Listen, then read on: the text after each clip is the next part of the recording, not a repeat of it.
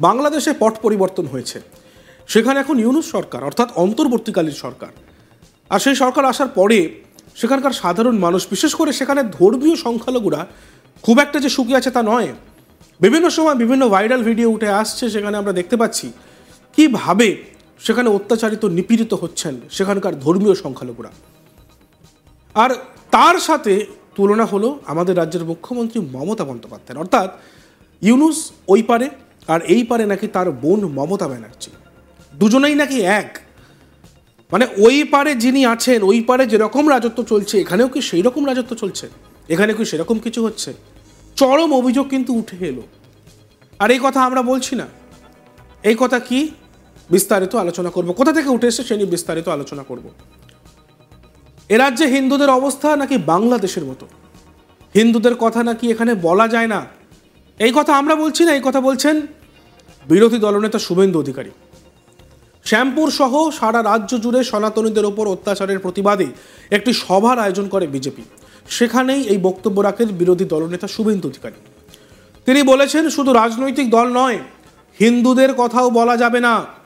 ওপারে ইউনূস, এপারে ওর বোন মমতা বন্দ্যোপাধ্যায়, দুজনেই এক।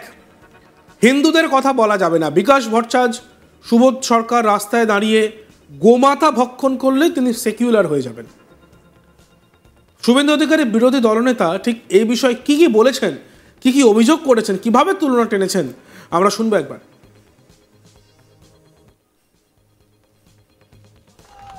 আমাদের রাজনৈতিক দল শুধু নয়, হিন্দুদের কথা বলা যাবে না।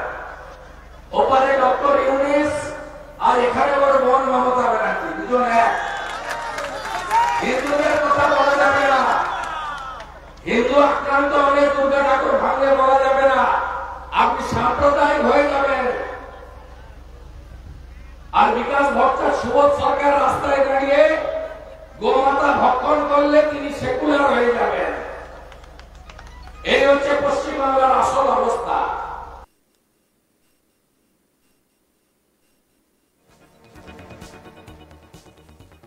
অন্যদিকে তিনি বলেন, যত গরু ঝাড়খণ্ড থেকে হাঁটি হাঁটি এখানে আনা হয়, সব গরু এখান থেকে নৌকায় তুলে ভাইপোর ডায়মন্ড হারবার দিয়ে গোসাবা হয়ে বাংলাদেশে বিক্রি করে।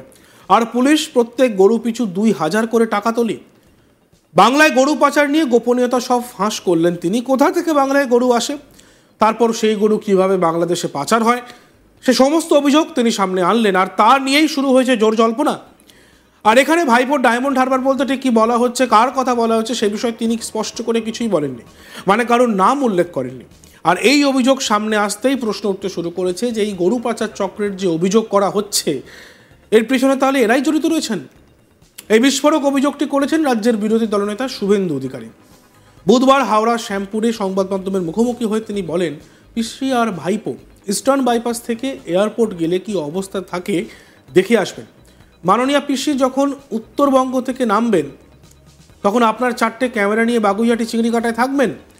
এই রাজ্যের পুলিশের কাজটা হচ্ছে পিসি ভাইপোর সেবা করা। সেখানকার এসপি পুলকের বাড়িতে বাজার করে।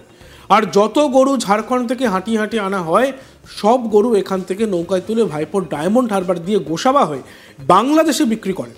আর পুলিশ প্রত্যেক গরু পিছু 2000 টাকা করে তোলে। সারা রাত হাজার হাজার গরু নিয়ে যাচ্ছে। এগুলো সব বন্ধ হবে। যোগী আদিত্যনাথ উত্তরপ্রদেশে বন্ধ করেছেন, আমরা 2026-এ এইসব বন্ধ করব। আমরা শুনবো বিরোধী দলনেতা শুভেন্দু অধিকারী কি বলছেন। পিসি ভাইপো গেলে ইস্টার্ন বাইপাস থেকে এয়ারপোর্ট কি অবস্থা থাকে দেখে আসবেন। আগামীকাল মাননীয় পিসি যখন উত্তরবঙ্গ থেকে নামবেন দমদমে, আপনি আপনার 4টে ক্যামেরা নিয়ে লেক টাউন বাগুইহাটি চিংড়িঘাটায় থাকবেন, দেখবেন কি ট্রাফিক থাকে। এই রাজ্যের পুরো ব্যবস্থাপনাটা, পুলিশের কাজটা হচ্ছে পিসি ভাইপোর সেবা করা।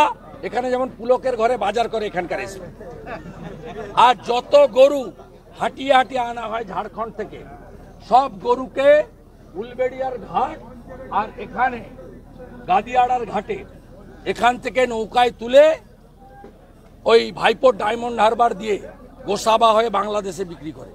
আর পুলিশ পার গরু 2000 টাকা করে তোলে। রাত্রে চলুন আমার সঙ্গে, সারা রাত ধরে হাজার হাজার গরু নিয়ে যাচ্ছে হাঁটিয়ে হাঁটিয়ে। এগুলো সব বন্ধ হবে। যোগী আদিত্যনাথজি ইউপিতে বন্ধ করেছে, হেমন্ত বিশ্ব শর্মা আসামে বন্ধ করেছে, 26 সালে আমরা বাংলাতে বন্ধ করব। প্রসঙ্গত কিছুদিন আগেই ঢাকার উত্তরাতে মিছিল করে বলা হয় পুজো হতে দেব না। এত বড় সাহস! হিন্দু ছাত্রীদের বলছে হিজাব পরে আসতে। এক মৌলবী জামাতের নেতা বলছেন হিন্দু দোকানে চুল কাটবেন না, মিষ্টি কিনবেন না। শুভেন্দু অধিকারী ঠিক কি বলেছেন আমরা শুনবো। আরজি করের ঘটনা ভোলার নয়, বড় ইস্যু। বাংলাদেশের হিন্দুদের উপর অত্যাচার, এটা কি ভুলে গেছেন আপনারা? ভুলে গেছেন গত 3 দিনে কি হয়েছে বাংলাদেশে? গতকাল ঢাকার উত্তরাতে মিছিল করে বলছে পুজো হতে দেব না। এত বড় সাহস! হিন্দু ছাত্র ছাত্রীদের বলছে হিজাব পরে আসতে হবে। এত বড় সাহস! এক মৌলবী বাংলাদেশের জামাতের নেতা বলছে হিন্দু দোকানে চুল দাড়ি কাটবেন না, মিষ্টি কিনবেন না। বাংলাদেশ বলে নয়, আমরা এপার আর ওপার। ওখানে 17 কোটি লোক, 2 কোটি হিন্দু, এখানে 11 কোটি, আমরা 7.5 কোটি। ভারতবর্ষে 100 কোটি হিন্দু। হিন্দুদের বাঁচার লড়াই, বাংলাদেশের হিন্দুদের সঙ্গে আমরা আছি, আমরা আছি। আজকে বাংলাদেশে যা করছে কালকে পশ্চিমবঙ্গে তাই করবে। ছাড়বো না মমতা ব্যানার্জিকে, ছাড়বো না মমতা ব্যানার্জিকে।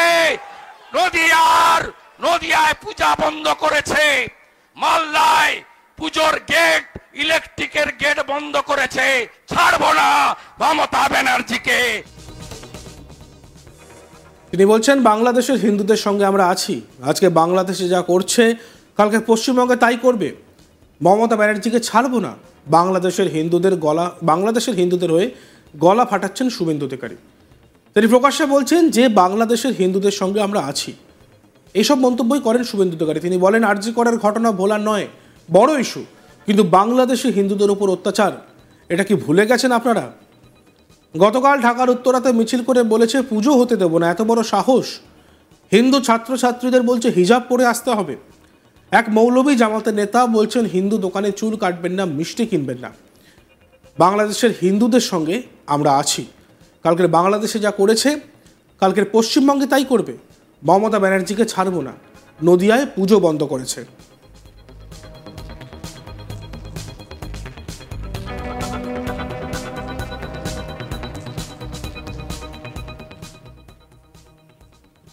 দেখতে থাকুন আজ তক বাংলা। সাবস্ক্রাইব করতে ভুলবেন না।